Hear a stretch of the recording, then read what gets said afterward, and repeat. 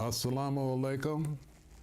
This is Sheikh Dr. T.A. Bashir from Masjid Alhamdulillah.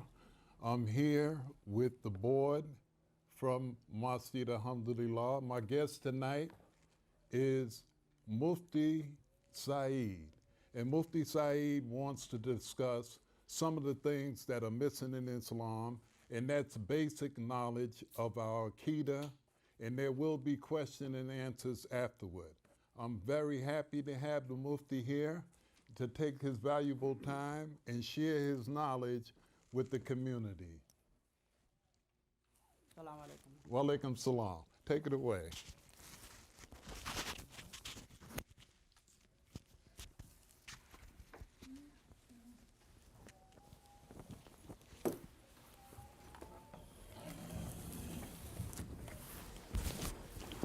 Assalamu alaikum wa rahmatullahi wa barakatuh.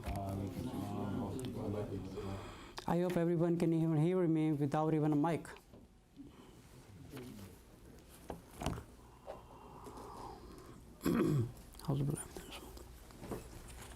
I'm going to give the format of today's program.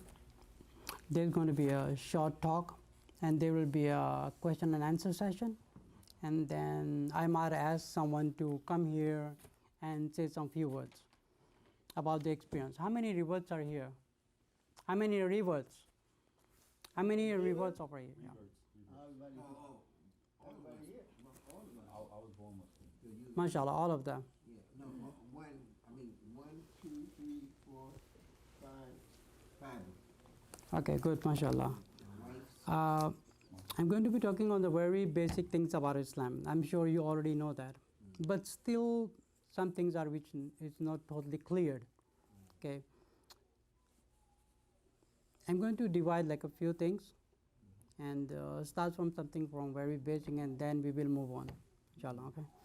Auzubillahi minash shaitanir rajim. Alhamdulillah. Wassalatu wassalamu ala rasulillah wa ala alihi wa ashabihi ajma'in. Amma ba'd. Auzubillahi minash shaitanir rajim. Bismillahir rahmanir rahim. Rabbi shrah li sadri wa yassir li amri wa ahlul 'uqdatam min lisani yafqahu qawli. I welcome you all.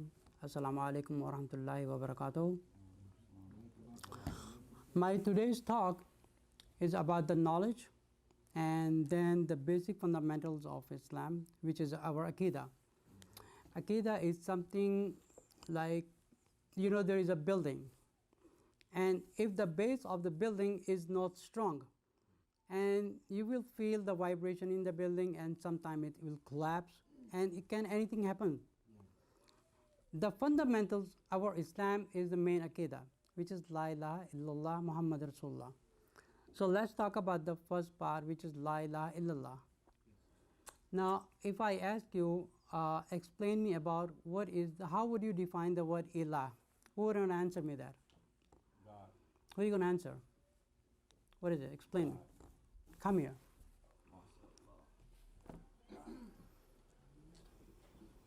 Come on, say in the mic.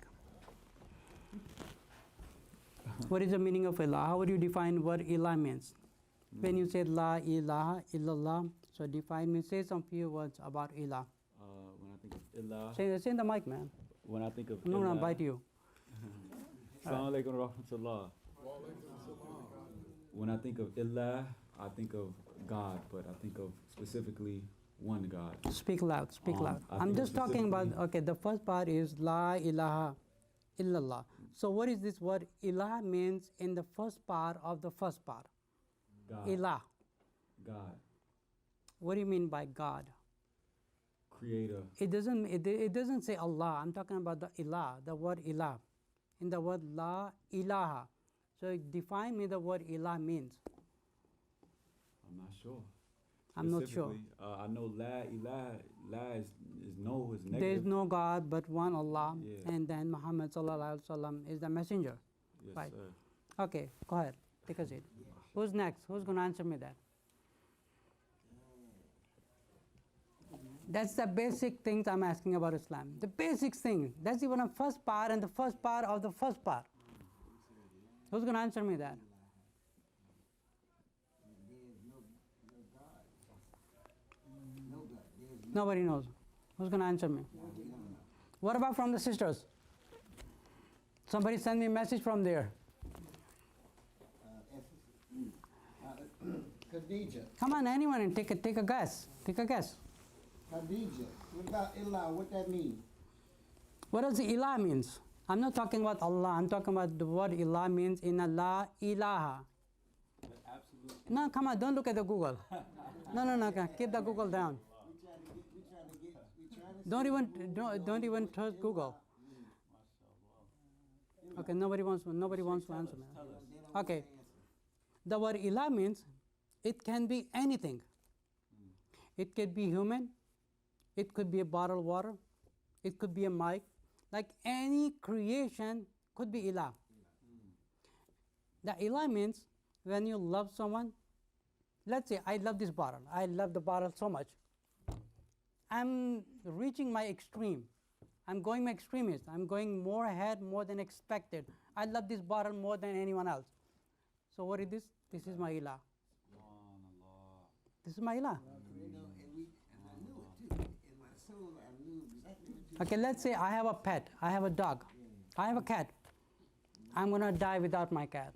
I'm going to die without my dog. I can't live. I love my girlfriend. I love my boyfriend. You're reaching your limit. You're reaching it. That's like you can't even live without it. That's what ilah means. It could be anything. You obey someone. Like let's say back in our countries, like in India, Pakistan. Like these people, they respect their elders.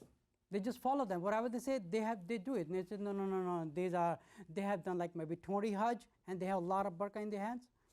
They have the blessings, but they made them ilah. So that means they forget about Allah is up there in the heaven. So that's why it says in the first kalima, La ilaha. That says, oh God. So the whole kalima has two meanings. The first thing is that I believe there is only one God. There is only one creator, and there is only one sustainer, alone by himself. There is nothing else. Like who's feeding you? It's alone up there in the heaven. You got a question? Yeah, You have to speak loud. I have. Come here. difference of opinion. The word, the word in law, in the Semitic language means a God. When we talk about Allah, al is a definite article, like in the English, it means the. In law means God. In the Hebrew, which also is a Semitic language, they use lo, and they say Elohim. And Elohim could be singular or it could be double. But the word with the O or R starts in the same makhrij as in the throat. So when you say law, you're talking about God. There is no God but Allah. That's the way we define it, right? All right, thank you very much. There is no God but Allah. Yeah, hold on a second. So when we say La ilaha illallah, the ill in front of it is talking about there is no God but God. So that's our definition of it. And there are many interpretations in Arabic, and that has to do with the way you can interpret Arabic, because one word in Arabic can be interpreted 4 times in English. All right, so I'm going to continue. The word ilah, it could be anything. Like the first thing we have to believe, there is no ilah. Like there is no other creator of the universe. And only Allah knows like how many universes are there. And we believe there are many universes. As it says in the first surah and the first chapter and the first verse, Alhamdulillah Rabbil Alameen.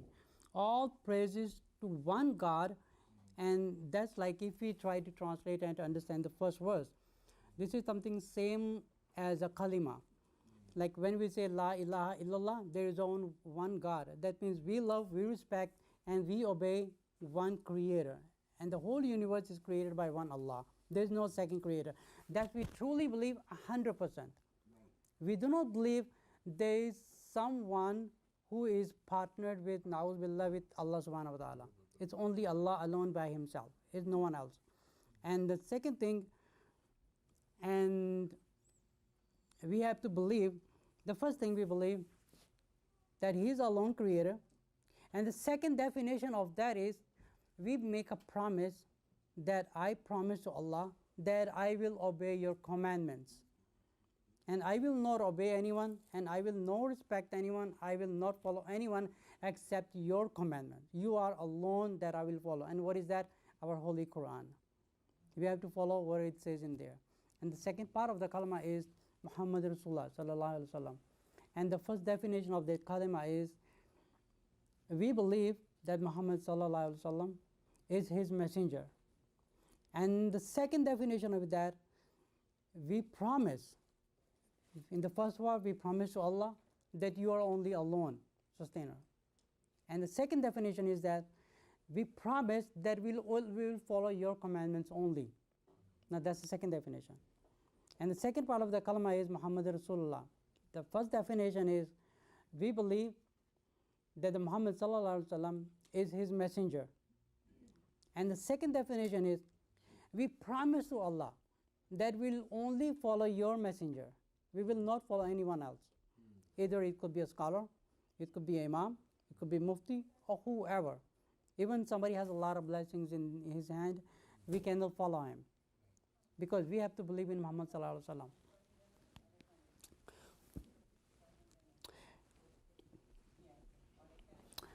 Now, if we look in these days, many people have divided themselves. They have restricted themselves to some, like let's say group A, group B, and group 3, if you understand why we do not have the unity in our Muslim Ummah. This is the root cause. This is the root cause. But let's say we have 4 madhabs. How many of you know that? Brother, how many? Excuse me, brother. Who knows that we have 4 madhabs, right? Yeah. We have, no. You're going to say it? Yes, we have Hanafi? madhabs that we follow as Muslims, and but there is some talk about some other. We have 4 madhabs, right? Yeah. Like Imam Abu Hanifa, Imam Shafi, Imam Ibn Hanbal, and Imam Malik. May Allah bless them all. They were the great scholars. They were the great scholars. And they were the best people came on the earth to guide people who were misguided. But none of them told anyone to follow me or restrict yourself to me. They never told that. Let's say how people are divided. They restricted themselves. You're listening, you follow me? They restricted themselves. Like let's say you are brother, he's Hanfi, he is Shafi, he's Hanbali, and he's Maliki, right? So we have 4 different groups. But what if you just remove your label? Then you're going to go back to kalima. See, that's a problem.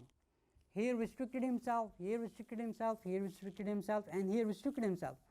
So what happens? How the shaitan deceived people, the later generation? All the imams, right?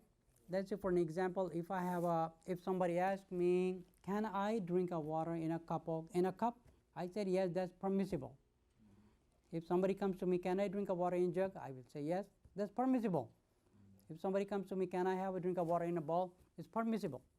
So cup, we have a glass, we have a bowl, and we have a jug. Okay? So what happened? These were the options, but these were permissible.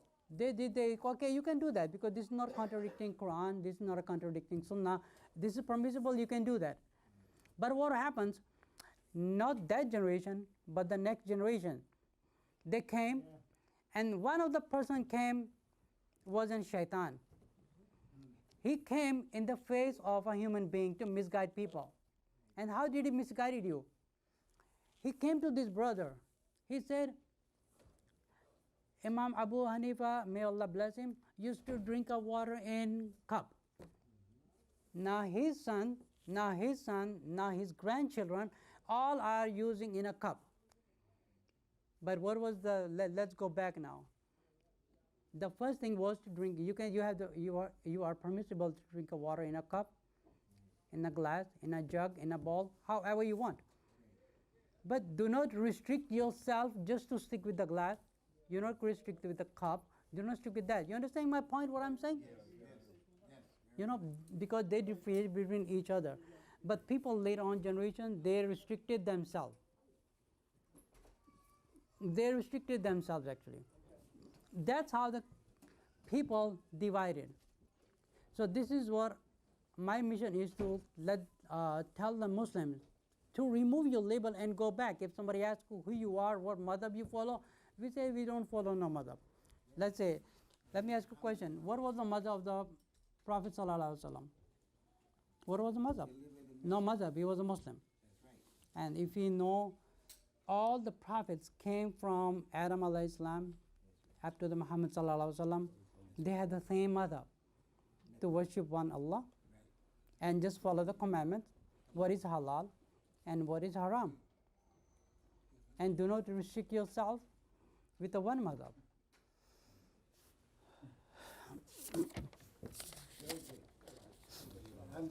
Now we have a problem. If someone has a problem that they need a consultation and they want to ask a question. Your brother listening to me. Now if somebody has a question, you have, let's say you have some matter that you need to ask a scholar. You go to him, you're going to follow him what he says. But how do you know what he is telling you, what is he answering you, it is right from the Quran and Sunnah? How do you know that? That's a major part. People do not understand that. Because what happens, if anybody has a local imam or local sheikh or local mufti or whatever, if they answer you, do not follow blindly. So the best thing to get your answer is to get the opinions from 4 or 5 different scholars. Like if you ask me a question, right, it says in Sahih Muslim, the hadith number is 24. I don't know if some of you heard the name of Ibn Sirin. Who knows the name of Ibn Sirin? He was the best scholar for dream interpreter. But anyway, he said something very beautiful. He said, if you're learning a deen, in order to learn a deen, or if you want the answer about your problem, the person you are learning the deen from, or you're trying to get an opinion about your problem, from the person you're getting your opinion, first you have to understand who is that person is. Where is he getting his education from? Where is he linked? Like for example, I have a brother here who belongs to somewhere in his grandfather was connected somewhere, was not even linked back to the authentic hadith of the Prophet ﷺ. It's not even linked. So someone locally go to him and ask him the question. He will just answer him. You're going to follow him blindly. That's how the people are getting misguided.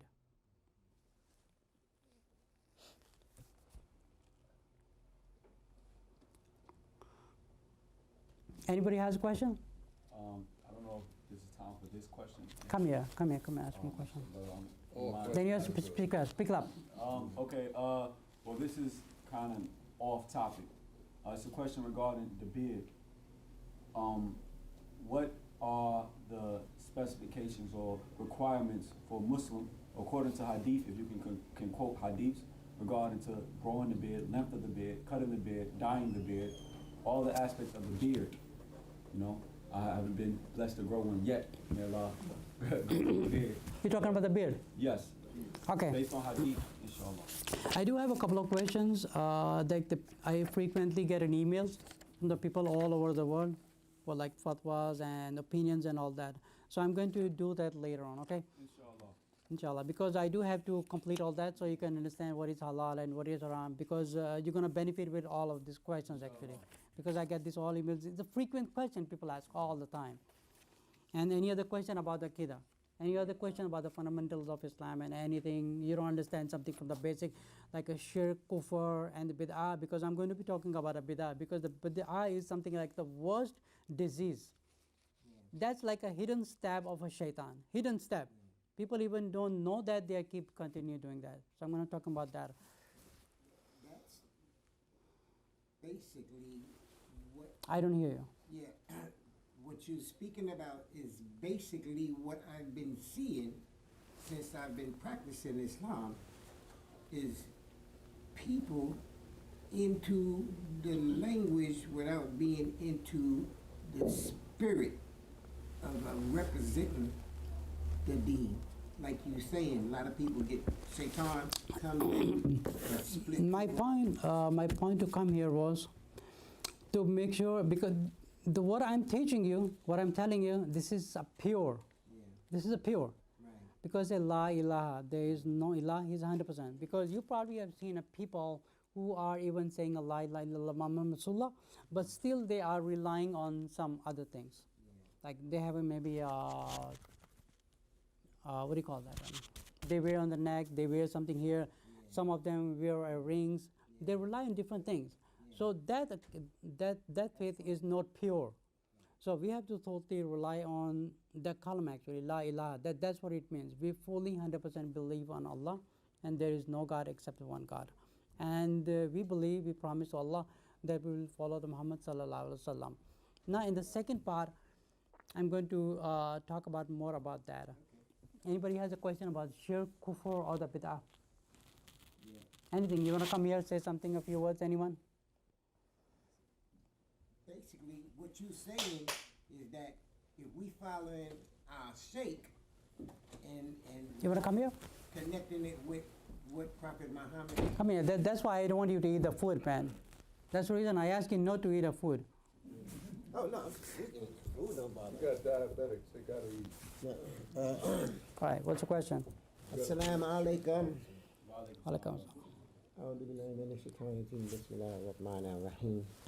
What I was saying Yeah, speak loud. was that if a person is believing or practicing this according to a sheikh from a particular school, and they not looking at the other schools of thought, or the Like example what? That's like false worship, Like what school? like Shafi or Saeed Muslim, you know, any one of those particular methabs, you know, they is that proper Islam, or is it proper, like you said, to look at the whole picture? Okay, I'm going to explain you Prophet something. Muhammad was like it was. There are, Prophet Muhammad. you probably know that, as you mentioned about the Jafriya. Yeah. Right? There's not only Jafriya. I'm sure many of you know that, especially this brother is from Pakistan. He probably knows like how many sects we have in Pakistan. Okay. Lot of them, lot of them, Sex. Yeah. lot of them, like divisions. Yeah. Everyone following their own scholars. Right. You know that, right? Okay. They have the elders, they start following that. Yeah, and that's not. But that's they not are Islam. not on the right path. That's right. Because when you label here something, right? You're telling yourself you belong to here. Yeah. And if I say I do not belong to no one except La ilaha illallah Muhammad Rasulullah, that means I'm following the proper teaching. But if I say, okay, wait, I am following, this scholar was passed away like several, like 100 years ago, and he started some new teachings, and I'm following that teaching, was very perfect, you're away. Now let me give you an ayah in the Quran. There's a beautiful ayah. Let's say in Surah Al Imran, take a seat, brother. And let's say in chapter 3, in verse number 103, it says, وَاعْتَصِمُوا بِحَبْلِ اللَّهِ جَمِيعًا وَلَا تَفَرَّقُوا. That's what it keeps saying. Allah is repeated that like 3 times in the Quran. And also it says in Surah Al-An'am, and the verse number is 153. And that's a beautiful verse. I like it. It says, أعوذ بالله من الشيطان الرجيم بسم الله الرحمن الرحيم وأن هذا الصراط مستقيما فاتبعوه ولا تتبعوا السبل فتفرق بكم عن سبيله. Now there's a hadith in Musnad Ahmad by the Sahaba named Jabir, and they explained the hadith was very, very important. Like for an example, how many of you drive? Who drives a car? You drive, right? Do you drive? Yeah. You drive. You're going on a highway. When you're going on a highway, right, you're going to your destination. Let's say you started your destination, and your destination is Jannah. You keep going on a highway. That highway is Quran and Sahih Hadith. Please note this. Quran and Sahih Hadith. And there's also like fabricated Hadith, and there's also Mawdu Hadith, and like a lot of classifications in Hadith. But you need to stick with that Sahih Hadith. If some scholars tell you to follow this, just make sure this is a Sahih Hadith. It's not something else. And if you're going on a highway, you probably have seen like there's a lot of exits. Exit, right? They're going to the towns and they are going to some big cities and somewhere. And according to hadith, and let me explain you about the hadith, what the hadith says. The Prophet ﷺ was sitting in the ground in sand or something. So he was holding a stick. He drew a straight line on the ground. He said, this is a Sirat al-Mustaqim, which is taking you straight to Jannah. Stick here. Do not go right and do not go left. And then the Prophet ﷺ, he make a cross line. So there is one straight line and he make a cross lines. Then he said, this is a straight way and there's a ways going left and the right, left and right. The Prophet ﷺ say, stay there. Do not move. Do not make an exit. Do not make an exit. He said on each exit, the shaitan is standing there, calling you, come here, I'm going to teach you Islam. I'm going to teach you Islam. Now, do you think the shaitan is going to be there with the thorns or something? He will come in the form of what? Who's going to tell me that? A person. Or a sign. He's going to come in the form of human being. It could be anyone. And if you go into Pakistan, right, the biggest fitna in the countries like Pakistan is the only country in the world which has the biggest fitna of Islam, with there's so many sects in Pakistan. Everyone, they're following their own scholars. That's what the Prophet ﷺ means. So let's say, what are the shaitan looks like? Each of them will say, okay, I am this group, I am this group, and I am this group, and I'm going to this group. And if you follow me, I'm going to teach you something about Islam, which is going to make you closer to Allah. Now let me give you an example. Let's go back in the history of Adam alayhi salam. What did Iblis told Adam? He said the reason Allah is not telling you to eat the fruit, so you're going to be among the angels. So he misguided him. But he forgot the first commandment. The first commandment was, do not go there. So the first one was from Allah. The second one was from Shaitan. And that's from, how did he attack? And like our human beings, we have two ways to Shaitan attacks us. The biggest Shaitan is over here. We call it like a devil whispers. Now it will be really hard for any person to identify either what he's whispering to you in your mind. How are you going to identify he is right or he's wrong? Now that's very tough. That's very tough. It's not for a common Muslim to understand if he's wrong or right, unless he has very too much taqwa and he has too much knowledge about Islam. And that's the only person who's going to survive, very lightly. But still, if you read in, but let me continue with the hadith first. So on all this exit, you will find a shaitan there. Scholar A, scholar B, scholar C, scholar C. You probably have seen that they're the biggest scholars and they have a big beards and they have big turbans, like all of them different faces. What are these people doing? There's like thousands of people following one person. You probably have seen a lot of videos on YouTube, like people are kissing their hands and they're going on their feet and doing this. So all of them are misguided. So this is how Shaitan deceives people, misguide them. Okay. Similarly, we have to stick what we are doing. If some scholar come to you, let me teach you, then you come with me and we're going to spend few days and this and that. If you ask me what I'm teaching you, I'm not teaching you something new. I'm teaching you what Quran and Sayyidis teach you. That's what I'm teaching you. I don't have any other book except the Quran. If somebody doesn't have a Quran in his hand, he's teaching you something else, forget it. He's misguiding and he's misguiding other people also. Do not follow him. Do not even do that. You can pick up some good things he's teaching you, just pick up that and leave the other things. But do not follow what he's teaching you. But usually, your own nafs, you know nafs, right? Your own inside conscience will mislead you also. Like you're a sinner person, come and go with him, and you're going to be very pious and this and that. You don't have to do nothing.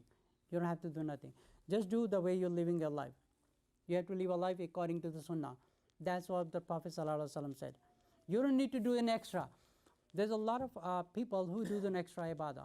Like let's say, I get a question, like somebody said that they have a problem in their life and some sheikh told them to do this, some special cure like for these days and this thing and recite this for these days and do this cure. This is all bid'ah stuff. This is nothing was taught by the Prophet ﷺ. Not the biggest problem that we have. People have a problem, they start looking a cure.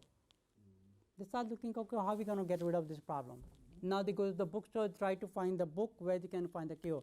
But you don't need to do any cure unless it is instructed by the Prophet ﷺ. You're going to find a lot of information on a YouTube and on a Google. A lot of Maulanas and Sheikhs and Imams, they're going to instruct you, okay, you have this problem in your life, recite this for this many days, and you're going to have a cure, inshallah.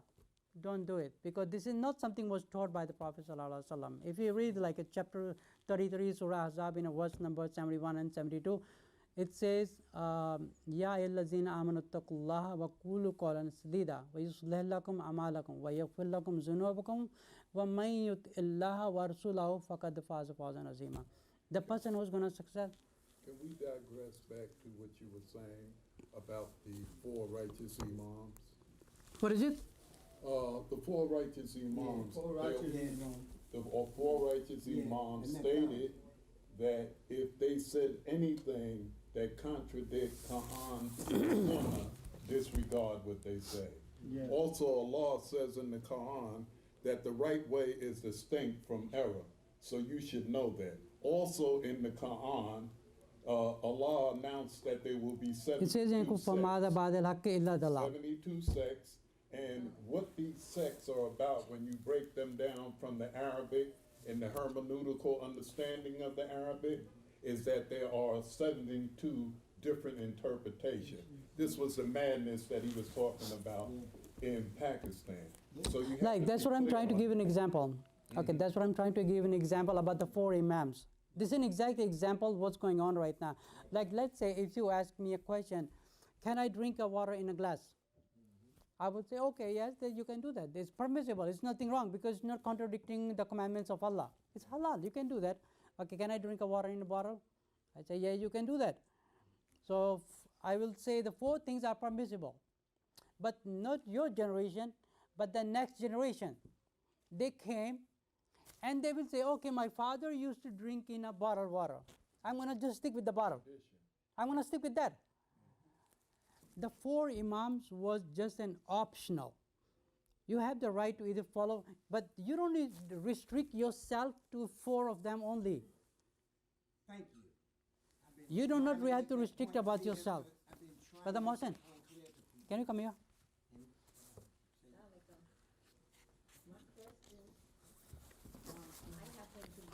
Get a sister's question, get a pen, and write her to like whatever the questions she have, okay? She can write the questions, okay? I don't know. Somebody has a pen, please? Can you give us a pen? Why can't you speak? No, sisters speak in Ammaar. All right? Was it? Sisters speak in Ammaar. They can address the speaker. We don't have the thing where they got to write down something. They can speak. No, what I'm saying, if she has a question, so she can put it here. That's what I'm She saying. can speak. She's a human being. Let her Oh. speak. It's a reason why he does that though. Yeah, but in terms of treating women fairly, we let women speak. All right? No, because we are recording a lecture, so we don't want to not to like come in the front. I told her to speak up. Will you prefer to write it down or speak? Because you're recording, it's okay, I'm not, you don't need to. Okay, then give her the pen. Just take it. Because I don't hear, because she's too far away. Can you come? No, because she's too far away, I don't hear her. So that's why, I mean, take this, please. Mohsen, because she's too far away. Okay, I'm going to continue with that, please. Okay, let's try not to interrupt that because this is being recording and I don't want to be interrupted. Now I have to cut this part in beginning. I have to make an editing. The word unusual in conversation, I have to cut that to make it like a proper professional video because we don't like the public talking in the middle and all that. But if you have questions, please do ask me. Come over here because you put it far away. I don't hear you. Okay, so you got my point.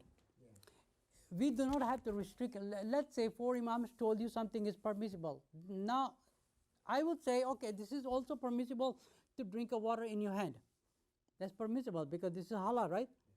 So that means we do not have to restrict ourselves to the 4 imams. That's not our religion is. That's only option.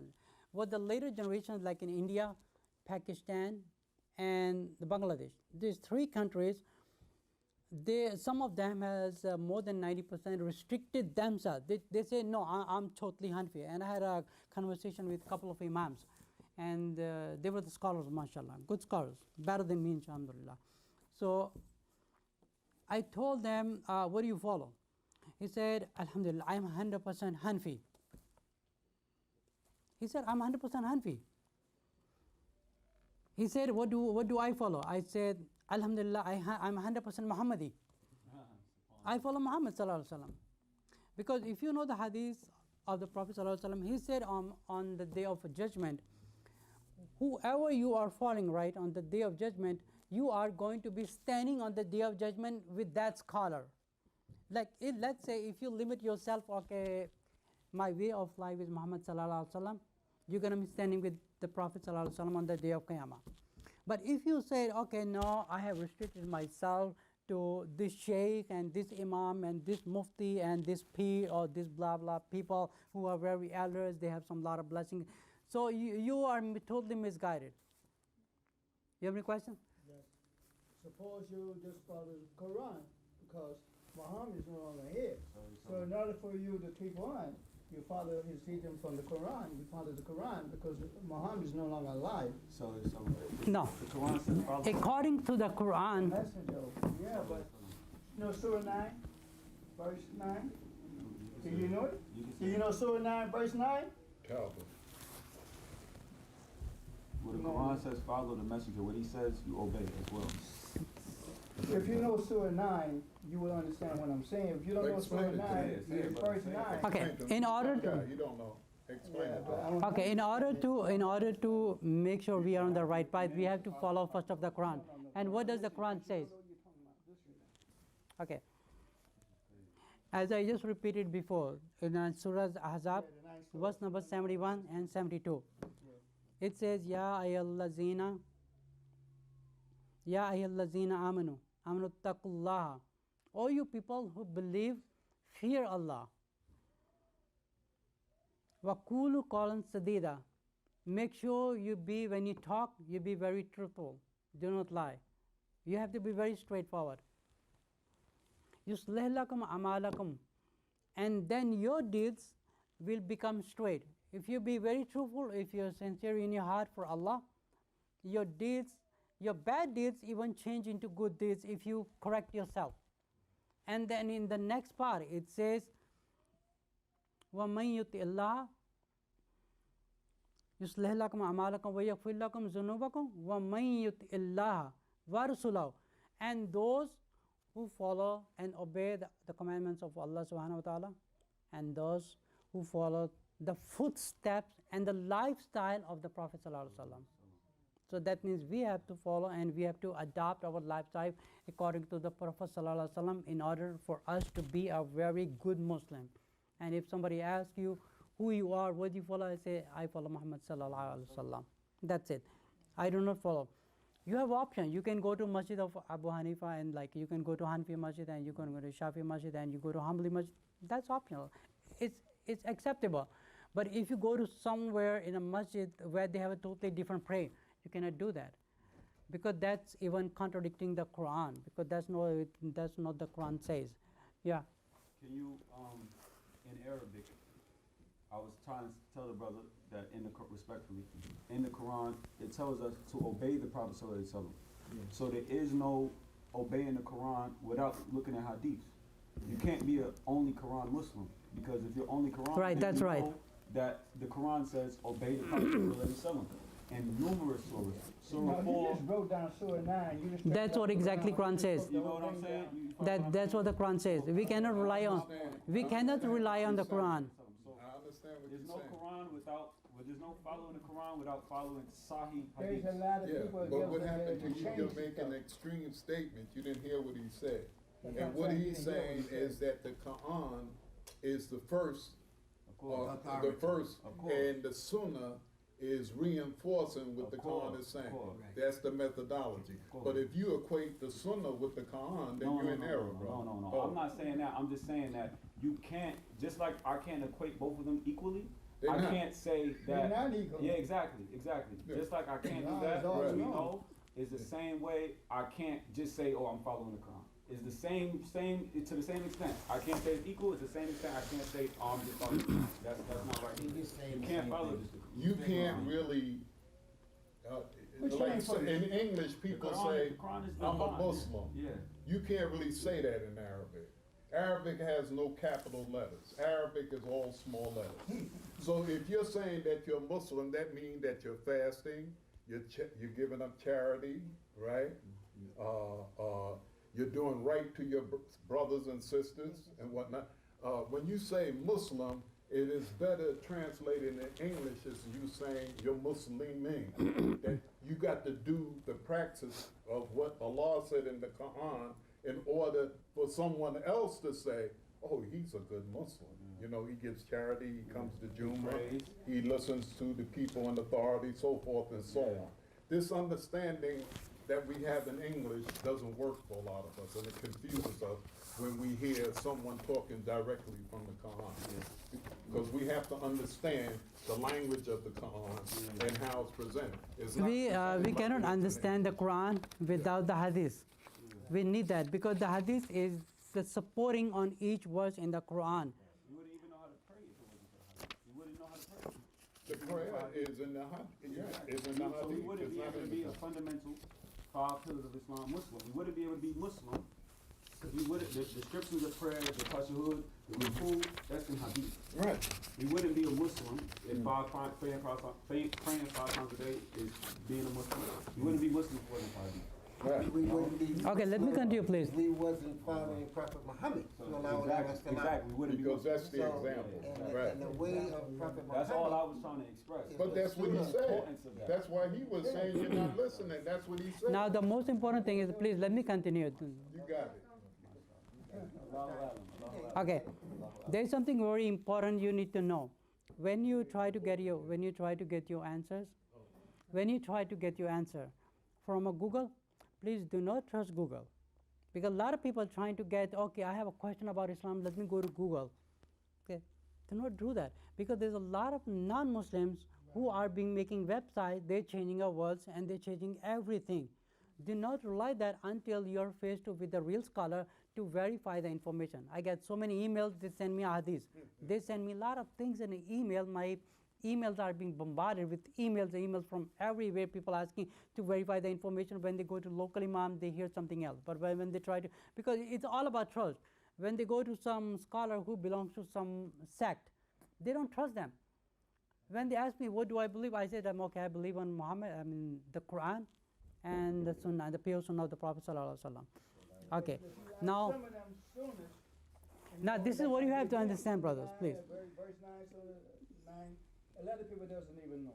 Now, brother, let me try to give you like a very important information. So do not rely on the sources of Google. They are not 100% correct. They are all like fabricated and corrupted materials. Even a lot of non-Muslims, they're trying to put the corrupt Quran, with changing everything in the Quran, and they are even making a websites of Quran so people can read it. First of all, you need to verify the website is correct by the Muslim. You have to verify that, because you might be reading something which is not even a Quran. They might be changing. They might have some parts of the Quran, and they will add few words in there. Astaghfirullah, you like you are disrespecting the Quran, because you don't verify, because the sin goes to you. You don't even verify who this website belongs to. They might say Bismillah Rahman Rahim, starting from the top. I went through, because just a few days before, I received an email with a long list of like a non-Islams, non-Muslim who made the websites.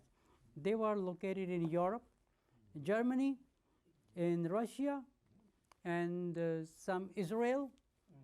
They made from them, because I know how to trace the websites to understand who are being behind that. When I said, this is not even Muslims.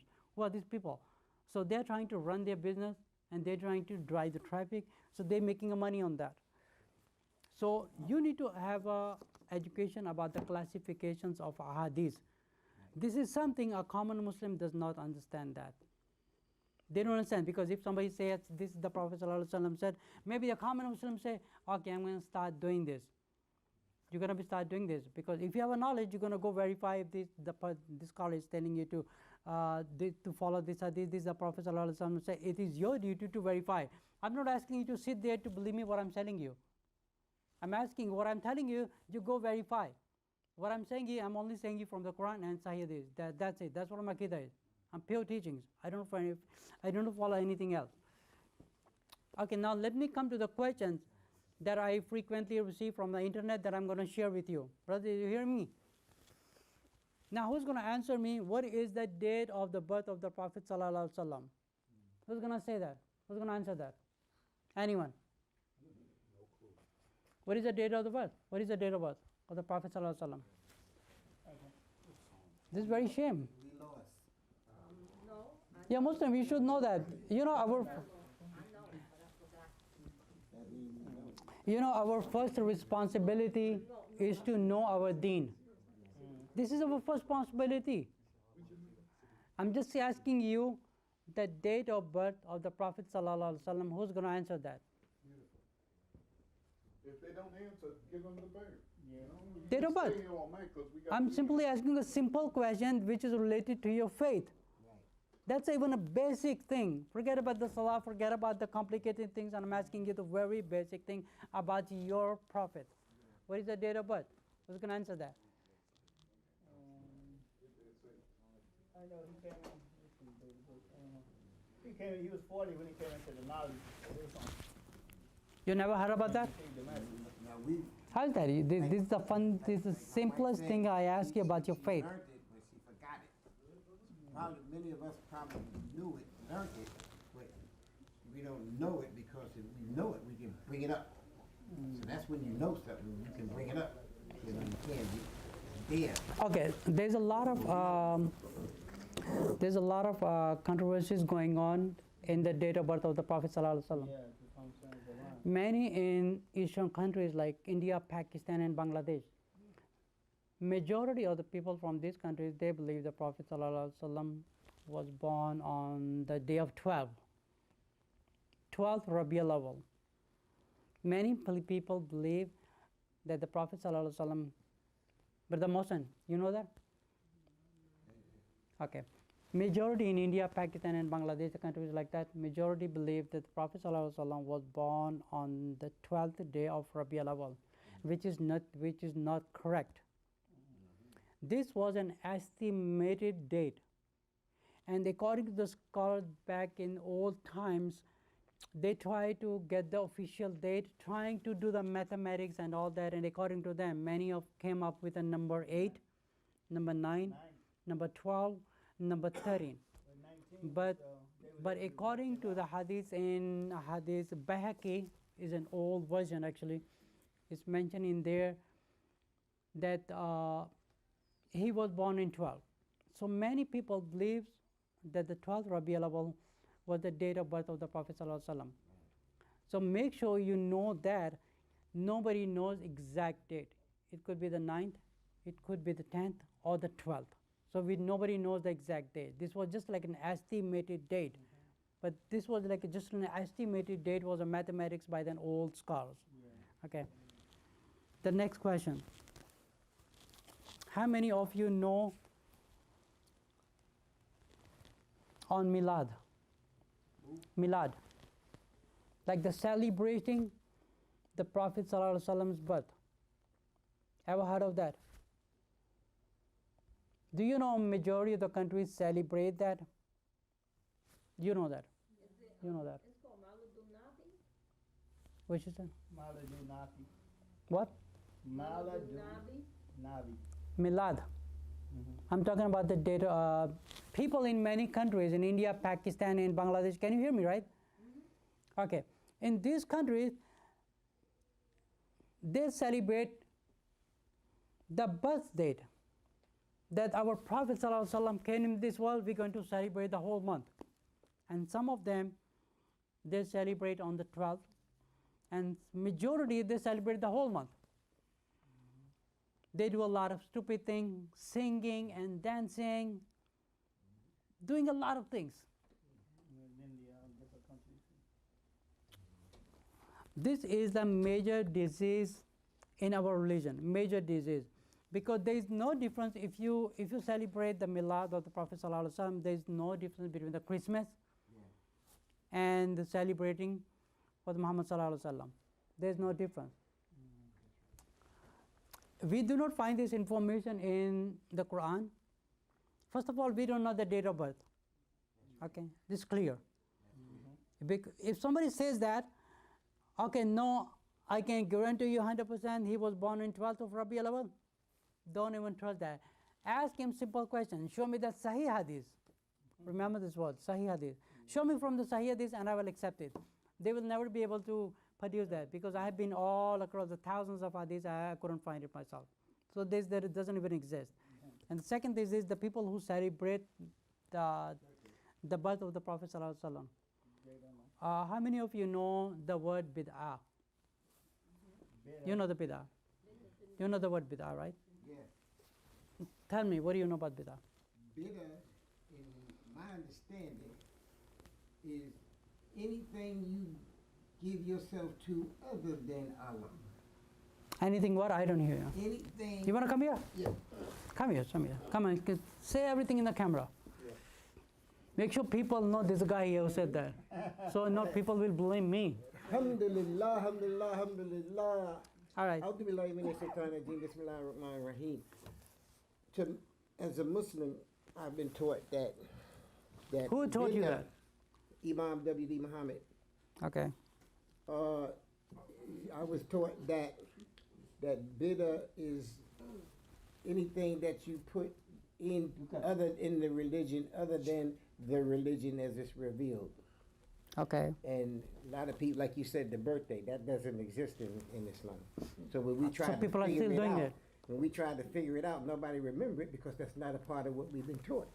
Right. You know what I'm saying? And you've been Muslim, probably born Muslim. And I was converted to Islam 44 years ago. And most of us, we converted. So, and as long as we've been studying Islam, and we think we got a little authority in Islam too, but reality is, when we look back, we couldn't find it in ourselves. So that's why nobody said he's born this day or that day, because we never was taught that when he was born. Okay. So thank you. So bid'ah is anything you give yourself to other than Yes, you're right. Islam. But let me give you like more explanation then, inshallah. Cool. Yeah. Your question? Answer to, You're sitting too far away, like maybe 10 miles away from me. You want to come close? the word bid'ah, it comes from, I learned it this way, bid'ah fin dalala wa dalala fin nar. Every bid'ah, every innovation is going astray. So when you do things outside of the Quran and Sunnah of Rasulullah sallallahu alaihi wasallam, it can move you further away from Islam. And then you find yourself outside of Islam. Okay, now let me give you an explanation now. Okay. Yeah. All bidders are not bad. There are also good bidders. For instance, when the Muslims first started having congregational prayer, they called the Adhan one time. Then as the Muslims spread out further and further in Makkah, Umar, who was a caliph at that time, stated that we will call the Adhan, right, and the Iqamah. Now that was a bid'ah because it changed something in religion, but that was a good bid'ah. So you have to be careful with that word because usually we contextualize it as a bad thing. Okay, let me explain that. Please let me talk. The Prophet ﷺ used to say in almost every Jummah khutbah, he used to say, Shar al-amura madasatuha, fa inna kullu bidatin dalala, kullu dalalati finnar. Like every misguidance will lead you to hellfire. Now how did you get misled? Okay, let me give an example of a bid'ah. I put a bottle here. My son will come and he will put it here. Now his son will come and he will put bottle here. You get my point? It started from here actually. This was the original. Let's stick to the original.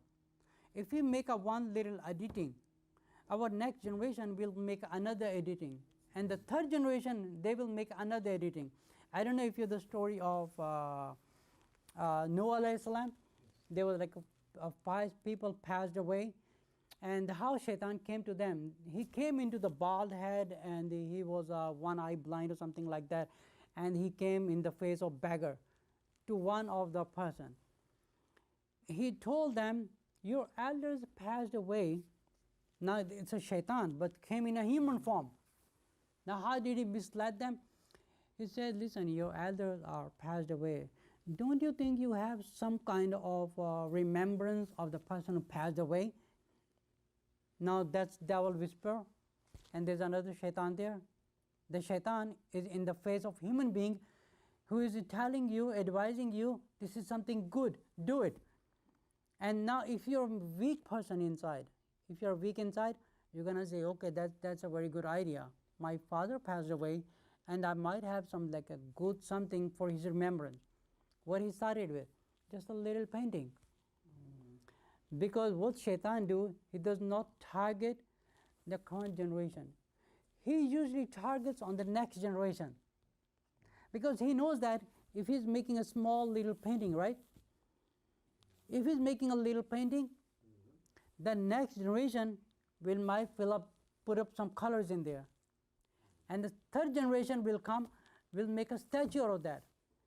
And the next generation came, they made a whole statue, start worshipping. It started so many generations back, and after so many generations ahead, the whole thing is changed. So what was the first commandment? Do not make an image. And probably of who are converted, they know the book of Deuteronomy. It says in chapter 3, verse number 10 something, it says, thou shalt have no other gods beside me, thou shalt make no other images. That's what it says, right? And I, the Lord, and the jealous God. So this was the basic commandment. Do not take your first step. If you take a first step, the Shaitan will lead you to the next step. It's natural. So that's what Allah said. Stick with yourself with the Quran. Do not change it. Can you check like how much is the battery level in there? Battery level. Okay, because It's 36%. कितना बता रहा है? 36. 36. 36? ठीक है. you're going to have to end pretty soon, I think. Okay, let me go to the next question. Reciting Fatiha and reciting Quran, the someone who passed away. What do you think about that? Somebody who has Ever have seen that? Usually in our countries like India, Pakistan, Bangladesh, when somebody passed away, they recite Surah Fatiha. And they also do a recitation. They gather like a lot of people in a gathering, and they recite a Quran to send a blessing to one who's died. Yeah, I mean, So anybody heard of that? He knows that. He's from Pakistan. like what You know that, right? That's what we say. Yeah, They do that. You ever heard of that? Okay. According to the Prophet ﷺ, there is only three things which will be left when somebody passed away. It is your knowledge that you might taught someone, and your knowledge is going to continue. The second thing is your children who is pious and they're making a continuous dua until they are alive. That's the second thing. And the third thing, you build something for the poor people. Like for an example, like a food depot or something. They're going to continue to receive the food from there. As long as they're getting a food, you're going to get a reward for that. So these are the only three things which is going to help somebody pass away. Other than that, it's nothing accepted. That's called bid'ah. That's also part of bid'ah, because these are the list of questions that I usually frequently receive from people. People are doing it without knowing or without knowledge, and they continue doing that. They don't know if it's like a bid'ah, it's a correct or not. They keep continuing that because the Imam told them, they continue doing that. They continue doing that. Giving the people food, they already passed. Putting food on the grave. Okay. Okay. How many of you heard of? We recited the Quran at her family. Yeah. I think some That of was those good. You said- didn't put the food on, you didn't put food No, on. the food was afterwards. No. Okay, another question. How many of you heard of the Prophet? Some says the Prophet has a knowledge of unseen, and some of them say he does not have a knowledge of unseen. Ever heard of that question before? Like The ilm ghaib, prophet had knowledge of the unseen. unseen, and some of this he doesn't have a knowledge, and some say he Yes, has a if knowledge of unseen. received why. Ever heard of that? If he received the आपने why सुना? or revelation That he called like a ilm ghaib. from Jibreel, then he had knowledge of the unseen. But in normal circumstances, he didn't. He received revelation through Jibreel. Okay, many people say that he has a knowledge of unseen. Like for an example, who has the knowledge of unseen? When I say unseen, right? That means if I ask you when is the day of Qiyamah, The guide. anyone knows that? No one knows that, right? No one knows that except one God, right? Okay. If I ask you what's behind you, can you answer that? According to some people, they say that according to Prophet Sallallahu Alaihi Wasallam, he can say what is behind him, what's behind him.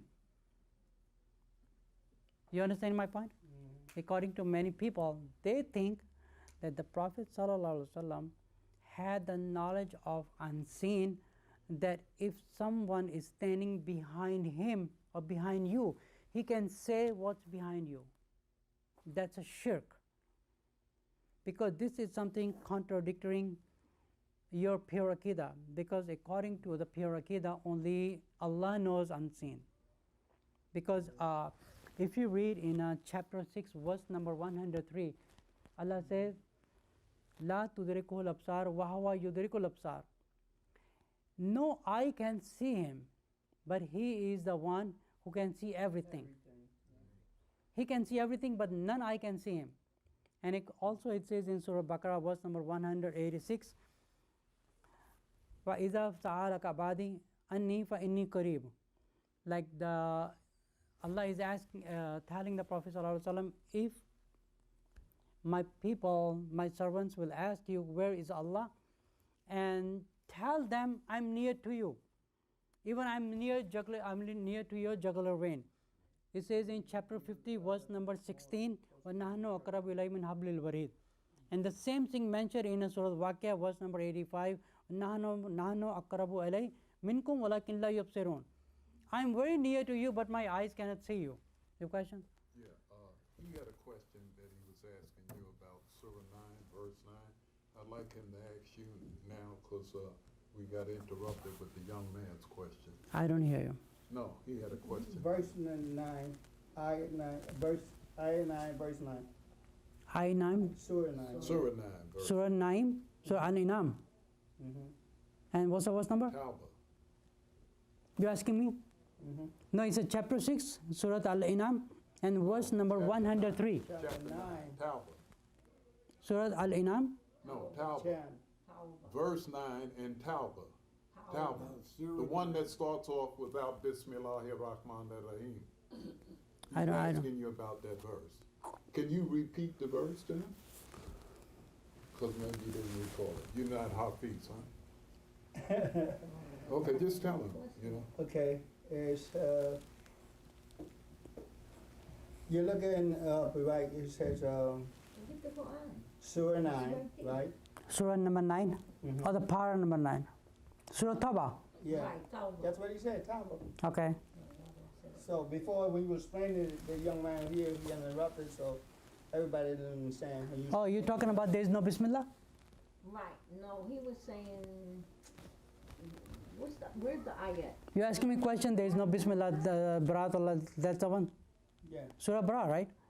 There is no Bismillah, that's the question. Tauba doesn't have the Bismillah. Right, it doesn't have Bismillah.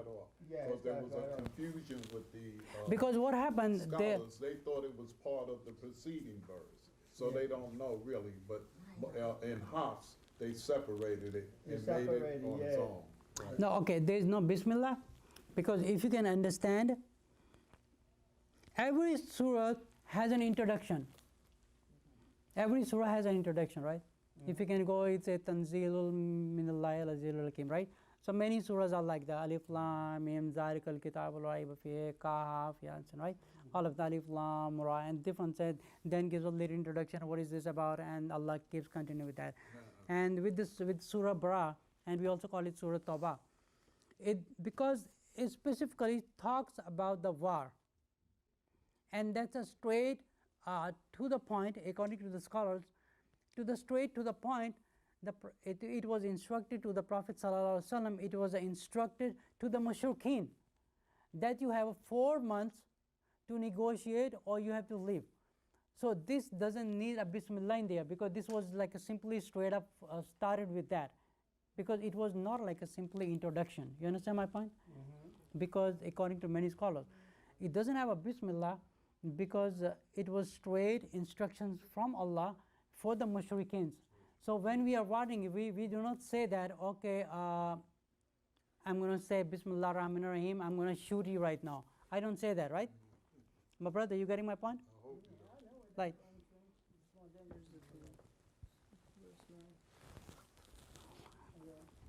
Is that a Meccan surah or a Medina surah? oh, number 9 and number 9? And what's the question? The signs of Allah have they sold for a miserable price and have their mind. So you're trying to understand what does this mean? Okay. So for an example, this they are talking about that the people who love the luxury life. So that means you selling your eternal life just for something temporary. Those people has sold their eternal life. You understand what it says? Okay, it says the signs of Allah have they sold for a miserable price. Means they are so cheap, they are so greedy, they see something, that's what they think this is a real life. But they don't understand there's a life which is not gonna end. So that means, let's say for an example, let me give a very good example. If I say across the street, I have a masjid standing for you, but you need to across the street, you will say, no, I cannot do that. I cannot do that. Now your car is Tiora, but you don't want to walk there because you say, no, I like this car. That's far away. You understand? So that's what it means. That these people, what you see, luxury life, like let's say we see the buildings in Manhattan, people get very greedy with that. May Allah give me this, and maybe if I'm going to be rich like them. So if shaitan makes you forget about your eternal. As a Muslim, we surrender ourselves for the sake of Allah. We submit our will. Like many people ask, like, what do you mean by submitting your will? That means we sacrifice ourselves.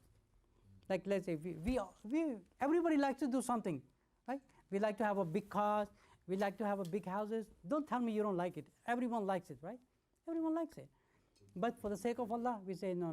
We are more greedy for the akhirah. Like if you read in a chapter 67 and verse number 1, 2, and 3, it said, "A'udhu billahi minash shaitanir rajim. Bismillahir rahmanir rahim. Tabarakalladzi biyadihil mulk wa huwa ala kulli shay'in qadir. Alladhi khalaqal mauta wal hayata liyabluwakum ayyukum ahsanu amala." Allah has given it. Allah give them a test. Allah give them more.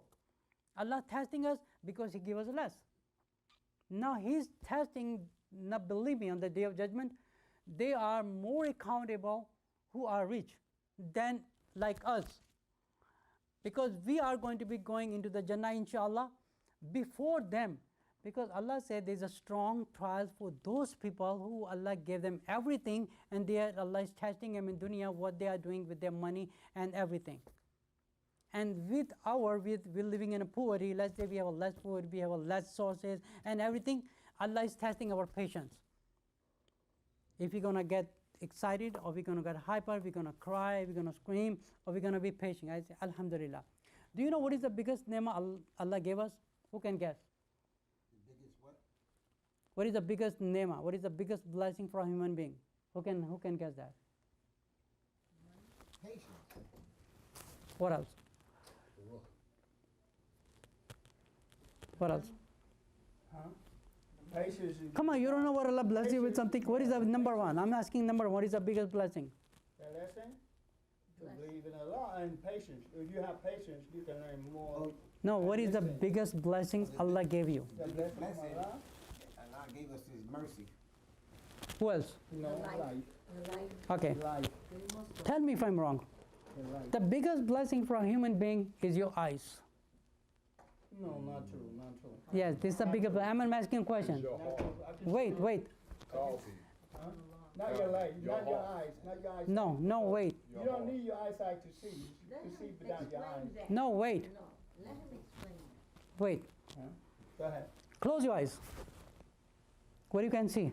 I still see you. Nothing. Nothing. No, I can You see nothing but a black. No, you can see. Put your hand, close your eyes, put your hand across front of your eyes like that, and you will see every time your hand pass before you. But you're not understanding my point. You cannot do anything. You cannot do anything. You don't even know what the colors look like. You don't even know the difference between the color and black and white. But they have people that's blind, can't see anything, but they can write music and they know. Okay, let me try to continue what I'm trying to tell you. What I'm trying to tell you to continue. Let me try to continue. Let him do the spiritual. Listen, let me try to continue what I'm trying to tell you. let's be civil For to a, one another. in the matter of health, the biggest, now I was supposed to be asking a question, what is the best blessing in the matter of health? Okay, because even we don't have eyes, we still can hear and we can still have a heart, we can still smell.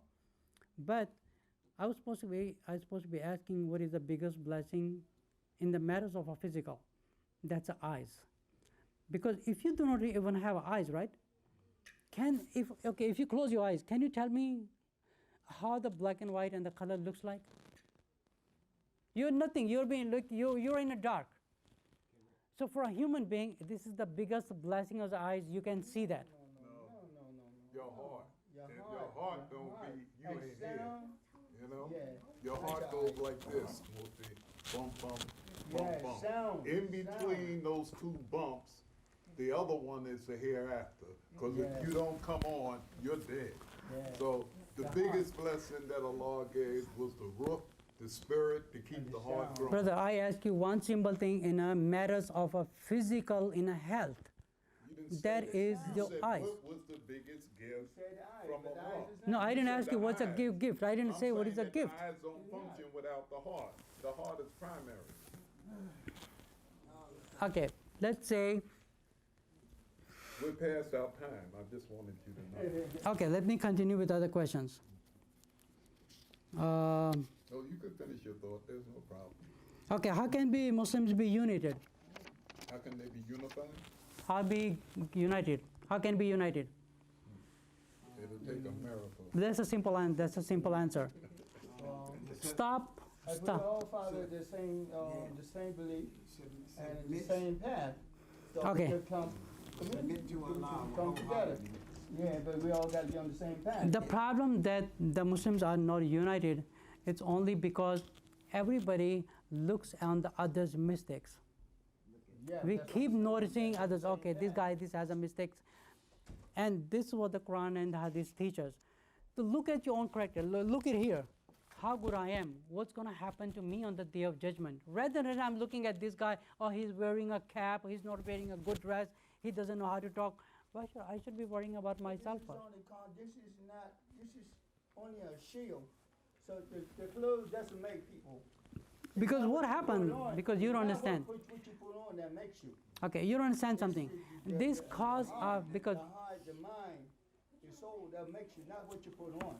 okay, this cause of fitna in the society, that's called the backbiting, that's called the fitna.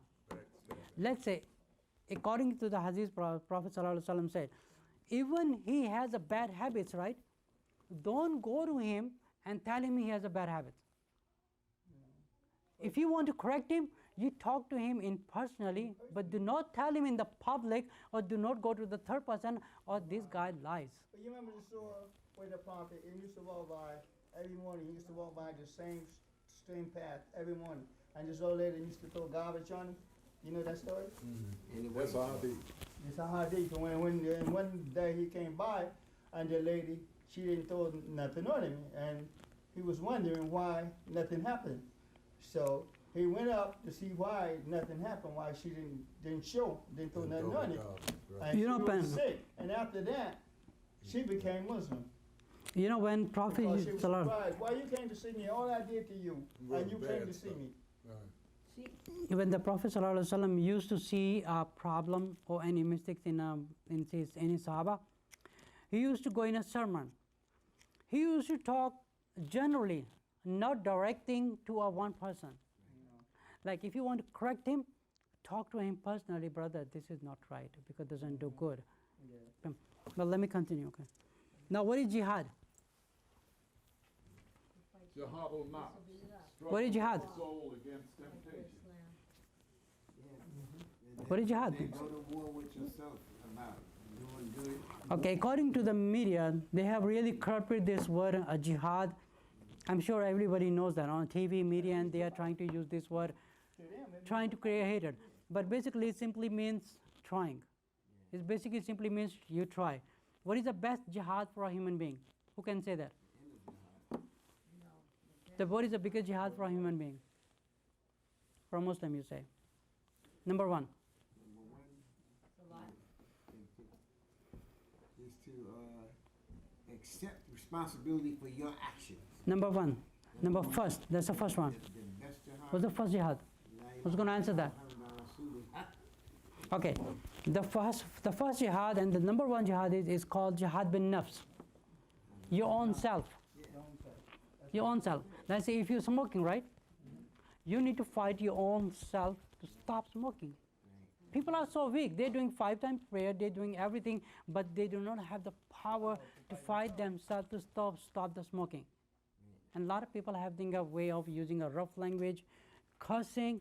They have no power inside to be very strong to stop themselves. Okay. Okay, I think it's too late and I have a lot of list of questions. وآخر دعوانا أن الحمد لله رب العالمين. السلام عليكم ورحمة الله وبركاته.